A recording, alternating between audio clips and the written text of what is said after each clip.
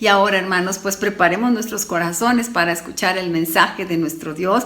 Levantemos nuestra Biblia con la mano derecha y digamos nuestra declaración de fe, que dice así: la palabra de Dios contenida en este libro es la verdad que acepto creer. Es la enseñanza que me comprometo a seguir y es la esperanza que me atrevo a confesar. Nada me impide recibirla, nadie me evitará que la haga parte de mi vida y por ningún motivo dejaré de proclamarla. Estoy aquí para leerla, oírla y vivirla diariamente. Amén. Amén, hermanos. Adelante, adelante con la predicación, Pastor Eli. Si un corredor llega primero a la meta, es un vencedor. Recibirá la medalla de oro. Si un político consigue más votos que sus contrincantes, es un vencedor, ejercerá un puesto público. Si un estudiante obtiene la calificación más alta, es un vencedor, estará en el cuadro de honor. Si un boxeador noquea a su contrincante, es un vencedor, recibirá el cinturón de campeón. La palabra de Dios dice que nosotros somos hipernicao, esto es, más que vencedores. ¿Qué significa esto? ¿Puede alguien llegar antes que el primero? Tal vez el Señor quiere hablarnos de otra cosa, de un triunfo que no tiene que ver con llegar primero, ni tiene que ver con ganar más votos, ni tiene que ver con conseguir las calificaciones más altas, ni con derrotar a los enemigos. El Señor nos habla de una victoria que no tiene que demostrarse porque no está en tela de duda. Una victoria por la que no tenemos que pelear porque ya ha sido ganada para nosotros. Una victoria que no puede ser opacada por nada ni por nadie, ni la enfermedad ni la misma muerte nos la pueden quitar. Se trata de la victoria de alguien que vive inundado del amor de Dios, que vive con propósito, que le encuentra sentido a toda circunstancia. Alguien que, a pesar de las piedras, las espinas y hoyos del camino, sigue adelante, porque sabe que cada dolor, como cada placer, cada llanto, cada alegría, cumplirán un propósito perfecto en el plan de Dios. Somos más que vencedores, porque a pesar de lo que somos, lo que hacemos y lo que sucede a nuestro alrededor, llegaremos a la meta final, la vida eterna. Pero no por nuestros méritos, sino por los méritos del campeón de campeones que venció a la muerte. Así que, aún antes de iniciar la carrera, antes de que comience la contienda y antes de que tengamos que luchar, ya somos más que vencedores por Jesucristo que nos amó. Amén. Hay un cierto tipo de películas de Hollywood que mi esposa y yo hemos visto mucho últimamente. Son este tipo de películas donde hay un juicio y entonces tienen al juez, tienen al acusado de un crimen que cometió o que a lo mejor no cometió, tal vez es culpable, tal vez es inocente, a veces sabemos, a veces no sabemos. Y está el abogado defensor. A veces es muy bueno de esos abogados que están listos para demostrar que él es inocente o al revés, que el otro es culpable. Y luego está el abogado acusador, ¿verdad? El abogado acusador que a menudo es un tipo malo, y está el jurado y está la gente en el público, unos queriendo que se demuestre que es inocente, llorando por su familiar, otros queriendo que se demuestre que es culpable porque hizo algo en contra de ellos o en contra de un familiar, etc. Entonces, estas ideas, esta imagen del juicio nos fascina. De hecho, hay gente que dice que quiere ser abogado para poder llegar al juicio y decir objeción, o para llegar a ser un juez y decir una cosa así como no al lugar, o ese tipo de cosas, ¿verdad? Orden en la sala y pegar con su martillo ahí en el púlpito, o como quiera que se llame esa cosa. Lo cierto es que en nuestro país, bueno, en México, los juicios ni siquiera son tal cual, así lo vemos en las películas, porque eso está reflejando el sistema judicial de Estados Unidos, no necesariamente el nuestro. Pero lo que quiero decir, amados hermanos, es que vamos a usar esta idea del juicio, esta imagen, esta escena, como una analogía, como una metáfora durante todo este sermón de lo que es la salvación, de lo que es la vida cristiana en general y de lo que Dios ha hecho por nosotros. Y les adelanto, aquí viene el spoiler alert, les adelanto que lo que vamos a descubrir, lo que vamos a entender, lo que Dios nos va a hablar en esta hora es que estamos blindados por su amor, blindados contra toda acusación, blindados contra toda condenación. Y vamos a usar esta metáfora del juicio, ya iremos desmenuzando y les iré compartiendo cómo es. Estamos en la serie de sermones Más que Vencedores. Esta es la parte 4 y el sermón de hoy se titula Blindados por su amor. Más que Vencedores, parte 4, Blindados por su amor. Vamos al texto bíblico, mis queridos hermanos. Vamos a leer en donde nos quedamos la vez pasada, el domingo pasado, en Romanos 8. Vamos a leer Romanos 8, 33 al 34. Dice así la palabra de Dios. ¿Quién acusará a los escogidos de Dios? Dios es el que justifica. ¿Quién es el que condenará? Cristo es el que murió. Más aún, el que también resucitó, el que además está a la diestra de Dios, el que también intercede por nosotros. Amén. Gracias a Dios por esta hermosa palabra. Oremos. Dios, ponemos en tus manos este sermón, ponemos en tus manos cada palabra que sea pronunciada. Dirige tú, Señor, que tu Santo Espíritu fluya en este momento y háblanos con palabra precisa a nuestras vidas según lo que tú, Dios mío, quieres que escuchemos. En el santo nombre de Cristo Jesús, nuestro Señor y Salvador. Amén y amén. Amén, mis queridos hermanos. Quiero que imaginen esta escena. Por favor, imaginen esta escena. Tú estás en el banquillo de los acusados, ahí en la corte, como quiera que te la quieras imaginar. Tú estás en el banquillo de los acusados. Un fiscal acusador, un fiscal así de traje negro, malo con ganas, saca una lista larguísima, la extiende, va rodando y rueda, llega hasta el otro lugar y luego empieza a rodar de regreso porque quedó. Y es una lista larguísima y contiene tus pecados, mi querido hermano.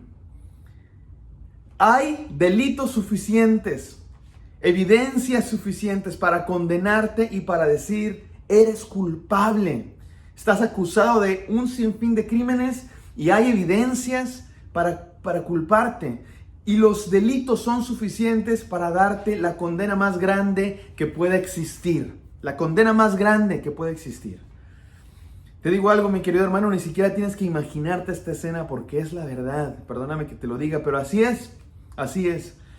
El apóstol Pablo dice precisamente en Romanos 3:23, por cuanto todos pecaron y están destituidos de la gloria de Dios. Eso es precisamente lo que dice la Biblia, que estamos todos destituidos de la gloria de Dios, que es la peor condena que te puedas imaginar. Estás destituido de la presencia de Dios porque has pecado, porque yo he pecado, porque tú has pecado, porque todos hemos pecado.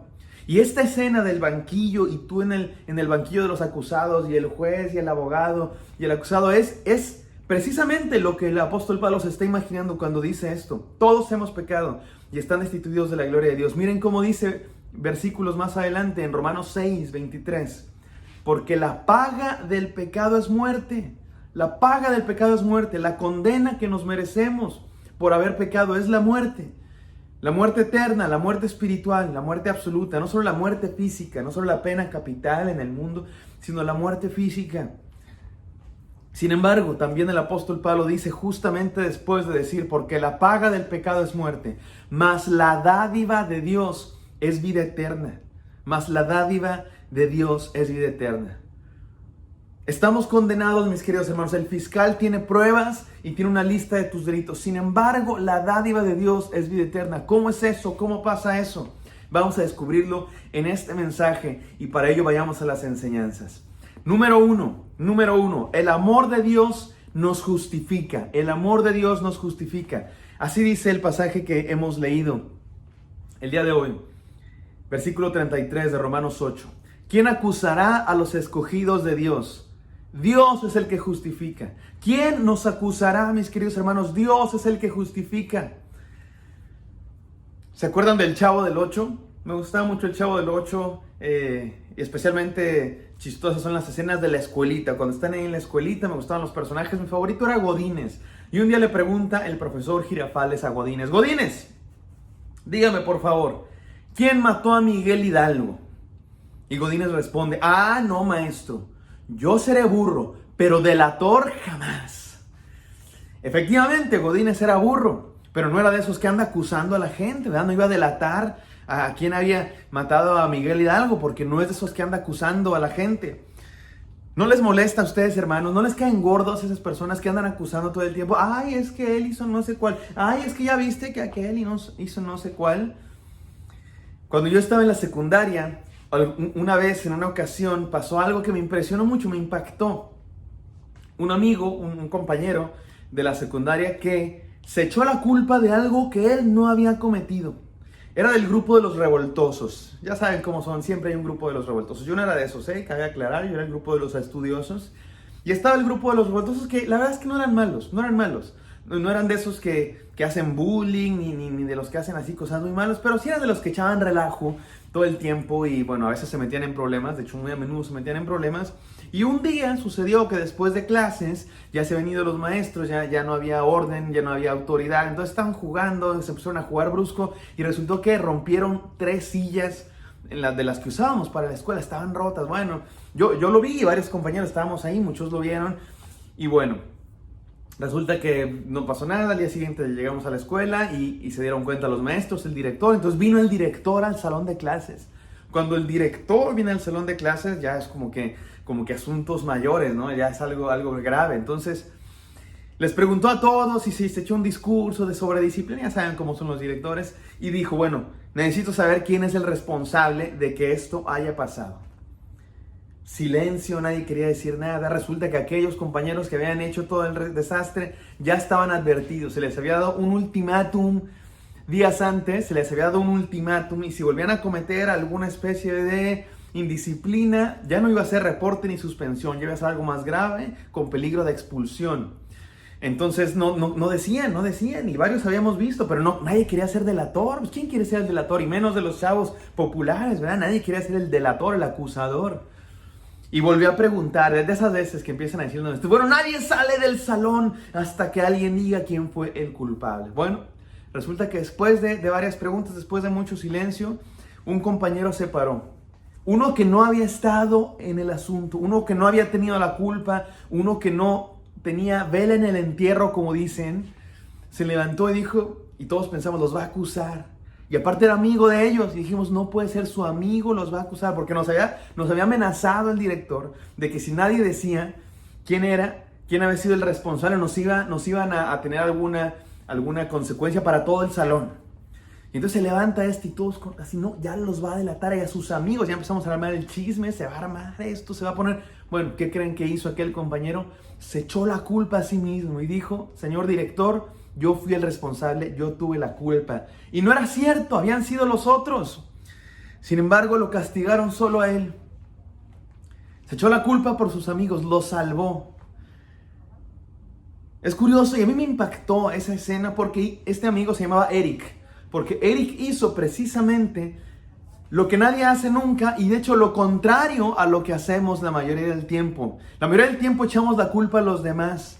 La mayoría del tiempo tratamos de evadir nuestras culpas, de quitarnos de cualquier tipo de culpa y de echarle la culpa a otros. Si llego tarde, no es que el tráfico, es que si no entrego la tarea, es que mi perro, si no asisto al culto una noche, es que tengo mucho que hacer, estoy muy ocupado. Siempre estamos echándole la culpa a otros. Rara vez escuchamos decir a alguien, ¿por qué llegaste tarde? No, pues es que la verdad soy flojo y me desperté tarde, disculpe. O rara vez escuchamos decir, no hice la tarea, pues por irresponsable, perdónenme, oren por mí para que cambie. Generalmente tratamos de evadir la culpa de nosotros, pero este compañero hizo precisamente lo que no nos gusta hacer, asumir nuestra culpa, mis queridos hermanos. ¿Y saben qué? Me ayuda esta idea, esta escena, a explicar lo que hizo Jesucristo por nosotros. Alguien nos acusaba, había gente acusándonos, había alguien, los poderes del mal acusándonos y diciendo, este es pecador, Señor, y tú has dicho que la paga del pecado es muerte y merece morir este ser humano al que tanto amas. ¿No dices que eres un Dios justo? Anda, cumple tu justicia en él.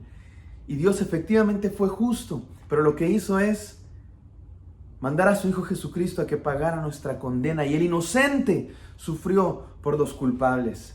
2 ideas quiero enfatizar en esta primera enseñanza. Número 1, Él es nuestro abogado defensor. En esta escena del juicio tenemos al juez, tenemos al acusado que eres tú, tenemos al fiscal acusador, el mal, el pecado, y tenemos un abogado defensor, hermanos, el mejor abogado defensor. Esas películas donde se habla de los abogados, siempre hay un abogado que es el mejor, ¿no?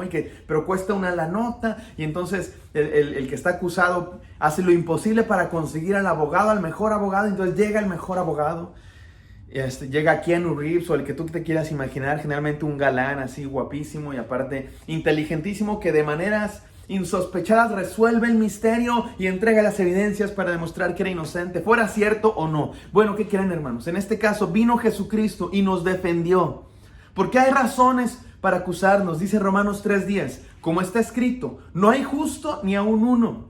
Sin embargo, en Jesucristo tenemos abogado defensor que se sienta al lado de nosotros en el banquillo de los acusados. Y dice, miren cómo comienza diciendo, justamente este capítulo de Romanos que estamos estudiando, Romanos 8, dice, ahora pues, ninguna condenación hay para los que están en Cristo. Ninguna condenación hay para los que su abogado defensor es Cristo. No hay condenación para aquellos que tienen al lado de su banquillo de acusados a Jesucristo.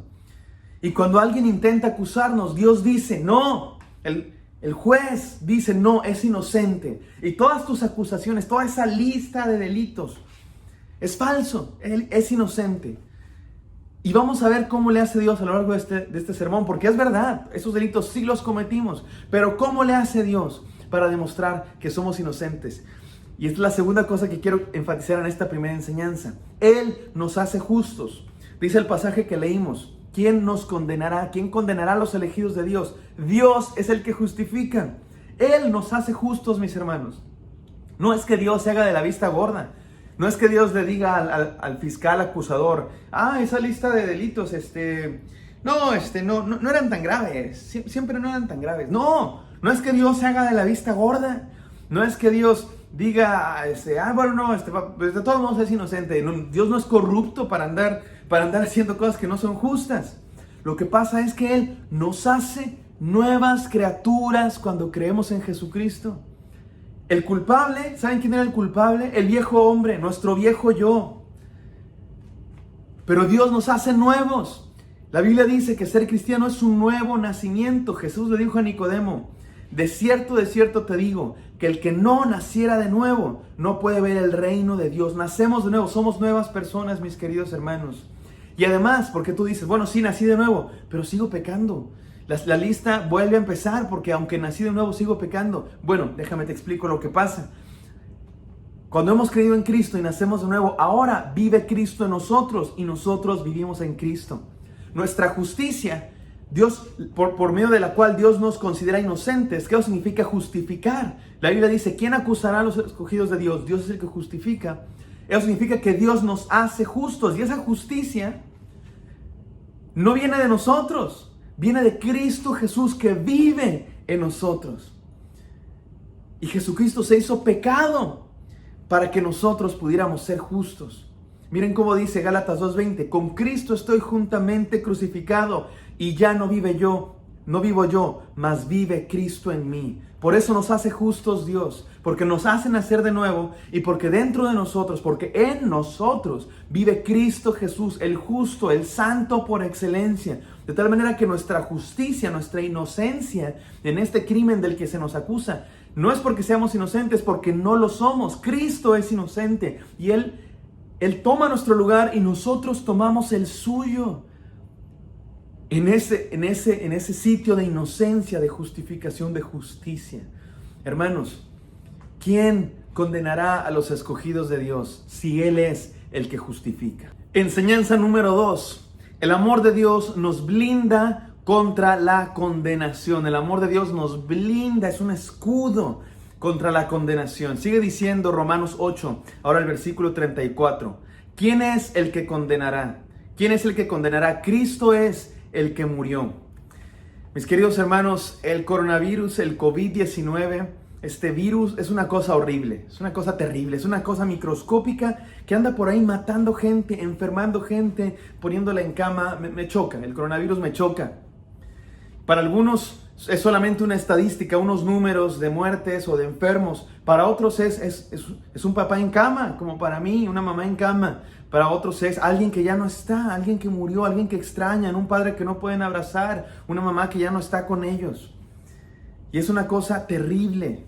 y las enfermedades en general son horribles. Pero ¿saben qué, mis queridos hermanos? Hay una enfermedad peor. Hay una cosa peor que el coronavirus, peor que el cáncer, peor que cualquier enfermedad física que tú te puedas imaginar. ¿Sabes qué? Ese es el pecado. El pecado, porque las consecuencias del pecado no son solamente lo más grave de un virus físico sería la muerte física. Pero el pecado no solamente es eso, es algo mucho más grande sus consecuencias. La muerte espiritual, la separación de Dios, la condenación eterna. Sin embargo, buenas noticias, mis amados hermanos, hay vacuna, hay cura contra la condenación por el pecado. Hay cura contra la muerte eterna.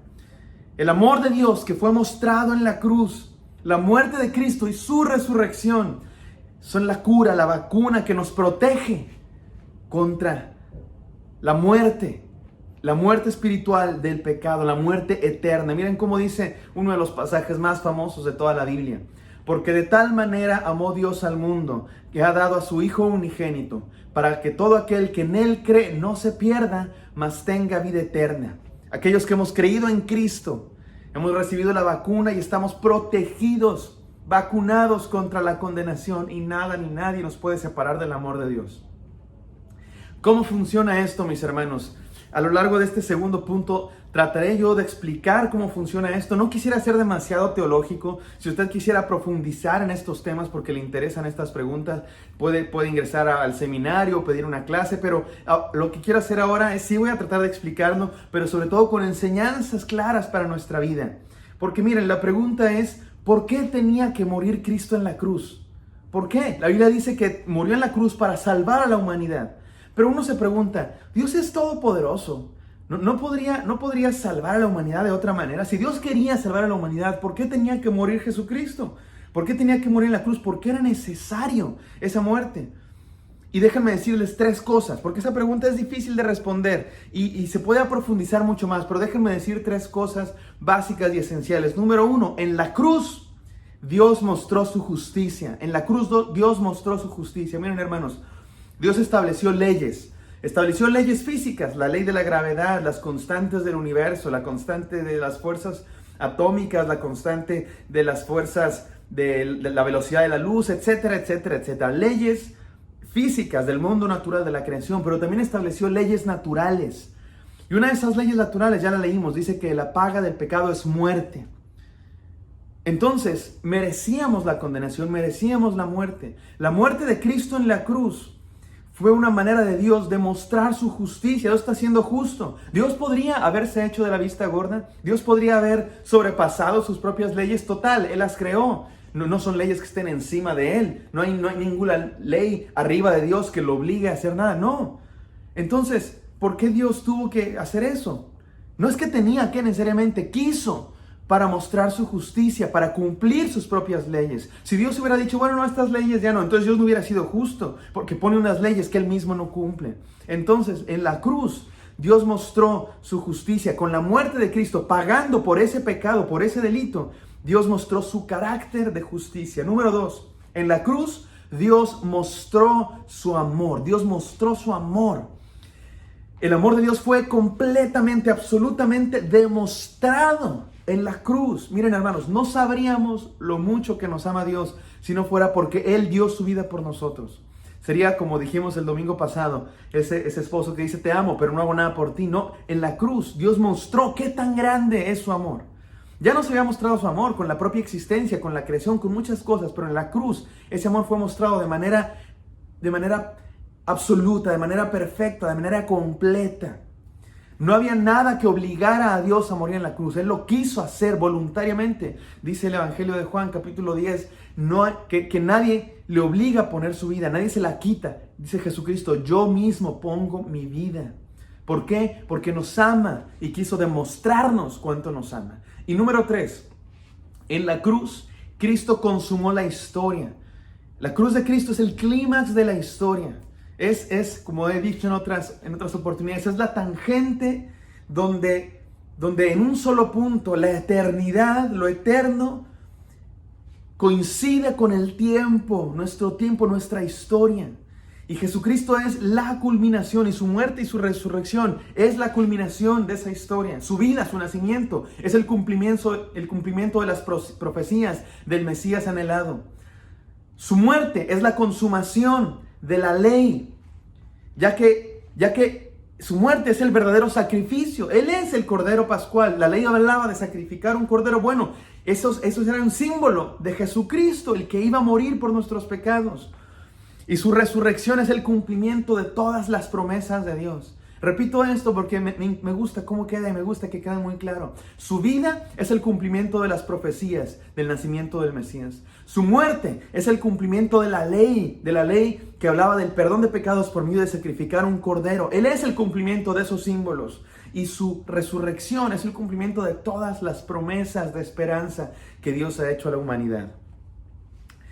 Y miren, hermanos, este es un asunto que en la teología se debate mucho. Y repito, no voy a ser yo aquí súper profundo. Si a alguien le interesa más, métase al seminario o una clase o lo que sea. Pero los teólogos, esto es lo que quiero decir, los teólogos utilizan diferentes analogías basadas en la Biblia, imágenes de lo que pasó en la cruz. ¿Qué pasó en la cruz? Y déjenme compartirles 3 muy sencillas, puestas en palabras mucho más fáciles que lo que a muchos teólogos a menudo les gusta. Número 1. Él nos rescató del poder del pecado. Él nos rescató del poder del pecado. Esta es la teoría, es la imagen del rescate. Estábamos presos del pecado, nos tenía presos. ¿Se acuerdan de la sirenita que estaba presa con Úrsula? ¿Se acuerdan de Edmund en las Crónicas de Narnia que era preso de la bruja? Estábamos presos, nos tenían literalmente encarcelados. Y Jesucristo vino como nuestro héroe y murió en la cruz ofreciéndose a sí mismo como el rescate, como el pago. Y así nos rescató. Esa es la teoría del rescate, la imagen de Jesús rescatándonos. La segunda teoría, Él es el que pagó nuestro castigo. Jesús es el que pagó nuestro castigo. Esta es la teoría de la sustitución penal. Nuestro problema es que había una sentencia sobre nosotros, culpable. Ya había sido dictada la sentencia, este es culpable. Y era justa, lo merecíamos. Sin embargo, Jesucristo ocupó nuestro lugar y Él pagó nuestra condena. Él sufrió nuestra condena, Él se ofreció para pagar por nuestros pecados. Esta es la imagen más clara en la Biblia, más tradicional, sobre todo en la teología protestante. Y es la idea de que Él sustituyó nuestro cuerpo, nuestra vida, para sufrir el castigo que nosotros merecíamos. Y número 3, la teoría de la victoria. Él es el que destruyó los poderes del mal. Ya sea que estuviéramos presos o que hubiera una condena sobre nosotros, Jesucristo destruyó eso, venció eso. ¿Y cómo lo hizo para vencerlo? Lo cumplió.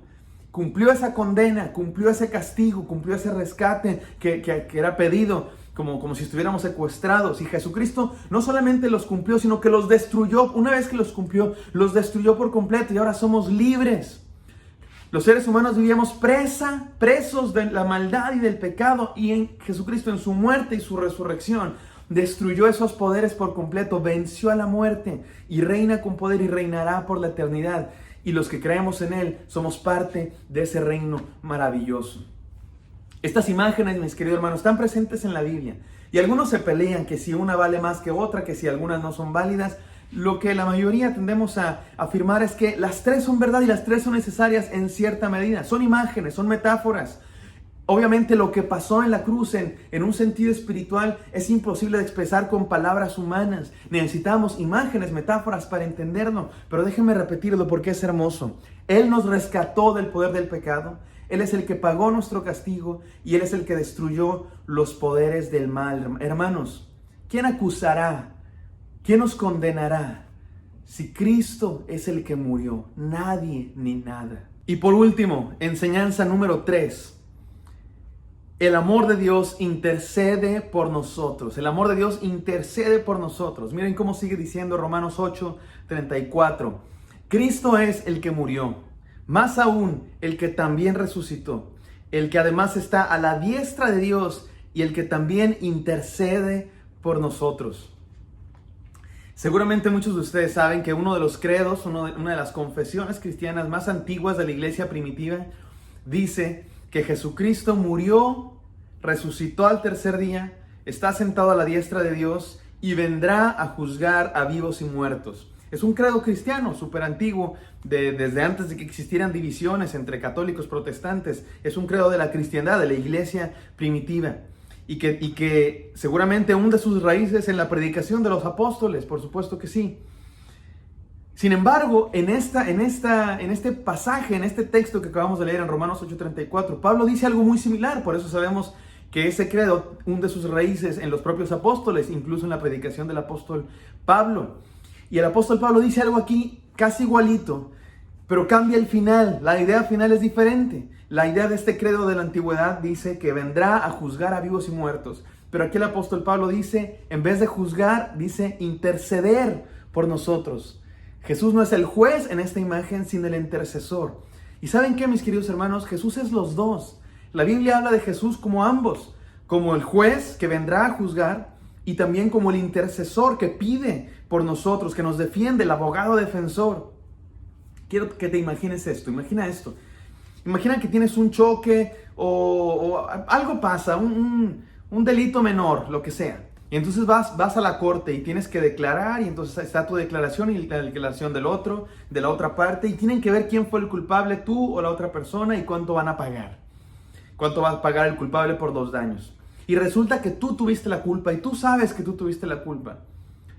¿Sabes qué quieres? Quieres un juez compasivo.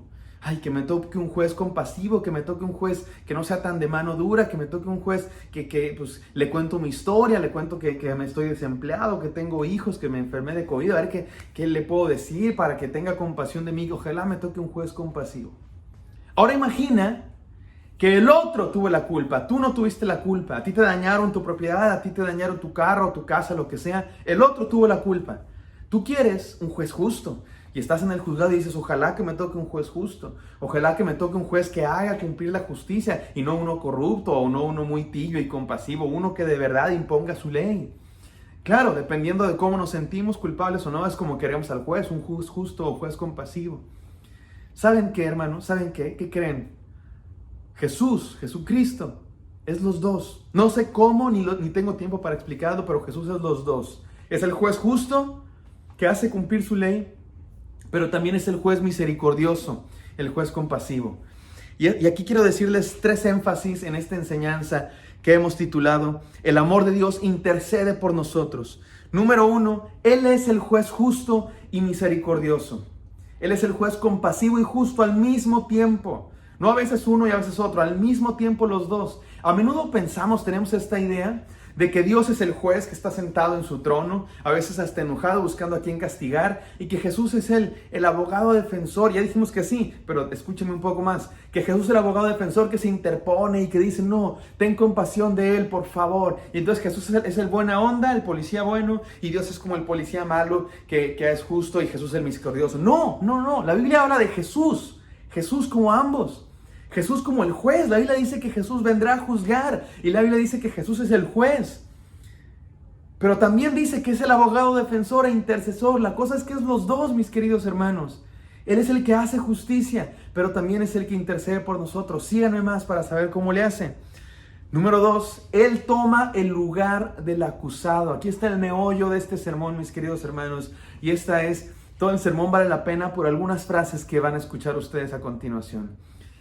No solamente es el que intercede, no solamente es el juez, no solamente es el juez y el abogado defensor, también es el que toma el lugar del acusado y te dice, a ver, mi querido, tú vete allá al lugar de los inocentes, que ahora yo voy a ser el acusado en tu lugar.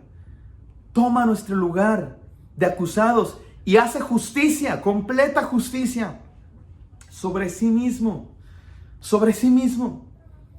El único que podía juzgarnos nos perdonó, mis queridos hermanos. Él es el juez. El juez justo. Él podía juzgarnos, nadie más podía juzgarnos. Y el único que podía juzgarnos nos perdonó. El único que podía condenarnos intercedió por nosotros. Escuchen bien eso. El único que podía condenarnos intercedió por nosotros. Dice el texto, ¿quién condenará? ¿Quién condenará? Y la respuesta es Cristo. Él condenaría. Nadie más podría condenar. Cristo condenará. Sin embargo, en vez de condenar, ¿qué hizo? Murió por nosotros. Me parece que eso es lo que está diciendo Pablo. Pablo pregunta, ¿quién condenará? Y se responde, Cristo. Pero después dice, murió por nosotros.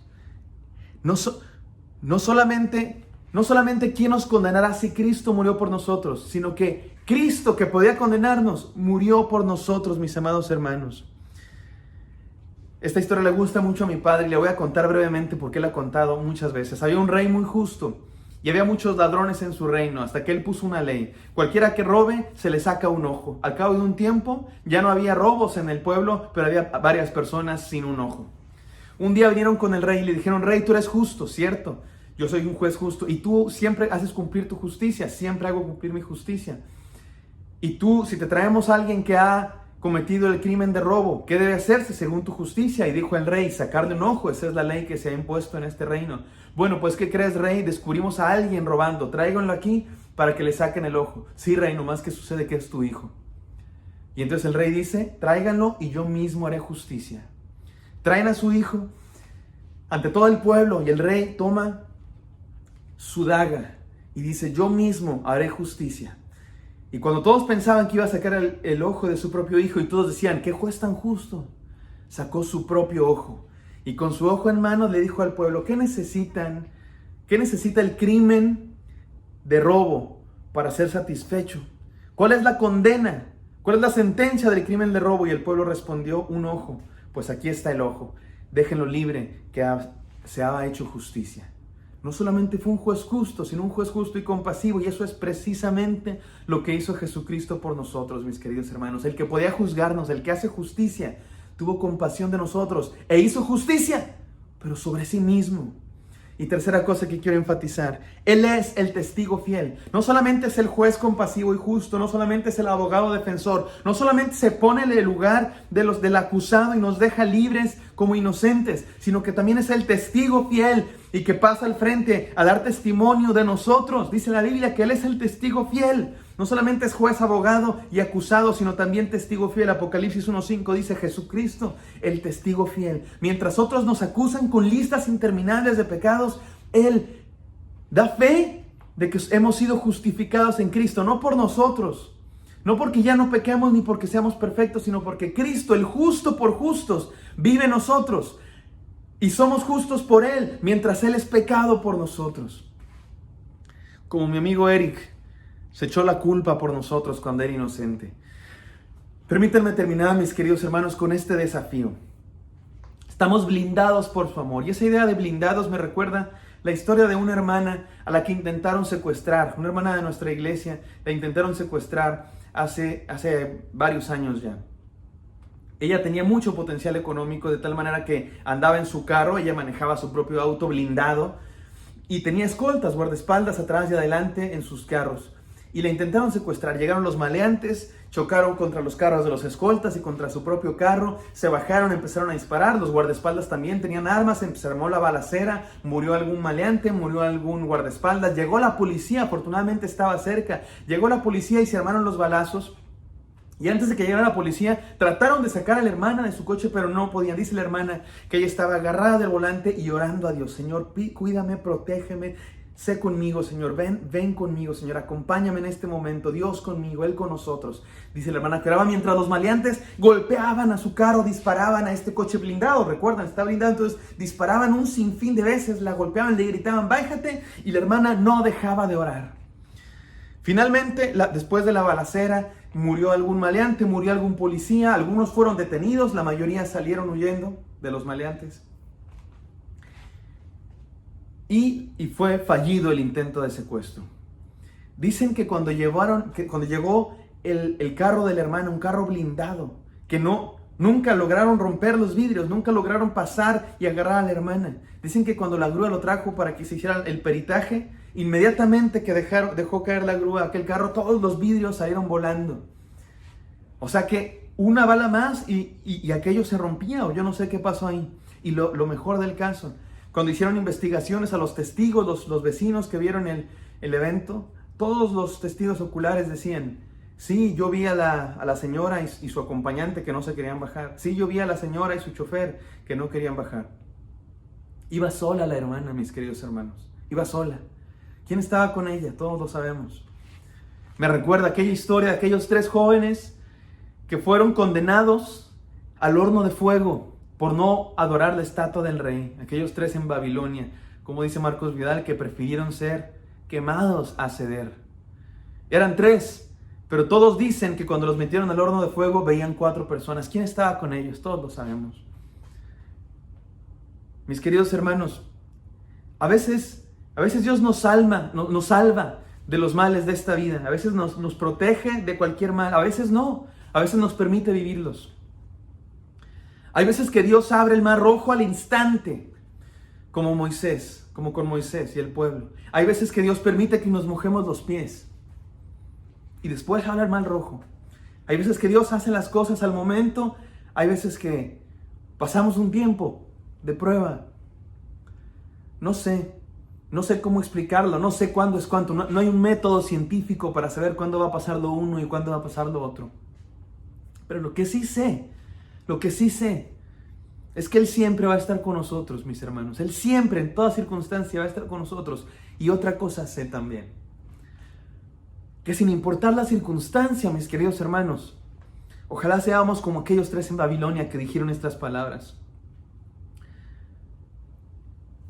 He aquí, nuestro Dios a quien servimos puede librarnos del horno de fuego ardiendo. Puede librarnos. Y puede librarnos de tu mano, oh Rey. Y si no nos libra. Porque a lo mejor no nos libra, porque a veces nos libra y a veces no, yo no sé cuándo.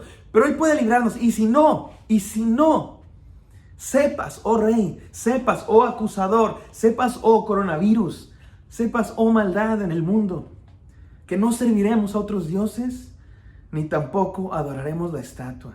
Él estará con nosotros en toda circunstancia, mis hermanos. La pregunta es, ¿tú estarás con Él en cualquier circunstancia? Ojalá que sí, porque en su amor somos más que vencedores. Somos más que vencedores, porque estamos blindados por su amor. Vivamos confiando en que estamos blindados por su amor. Permítanme orar. Gracias, Señor, por tu amor mostrado en la cruz. Tan complejo, Señor, tan profundo, pero a la vez tan grande. Y que nos blinda, Señor. Tú eres el juez compasivo y justo. Tú eres el abogado defensor. Tú eres el que se pone en el banquillo de los acusados. Eres el testigo fiel, Señor. Y eres el que nos protege del mal, el que nos blinda contra la condenación. Permítenos vivir confiados de tu amor. Y nunca, Señor, nunca desistir, nunca traicionar tu amor, Señor. Amarte siempre. Te amamos con todo nuestro ser. Somos más que vencedores por medio de Jesucristo, que nos amó en el santo nombre de nuestro Señor. Amén y amén.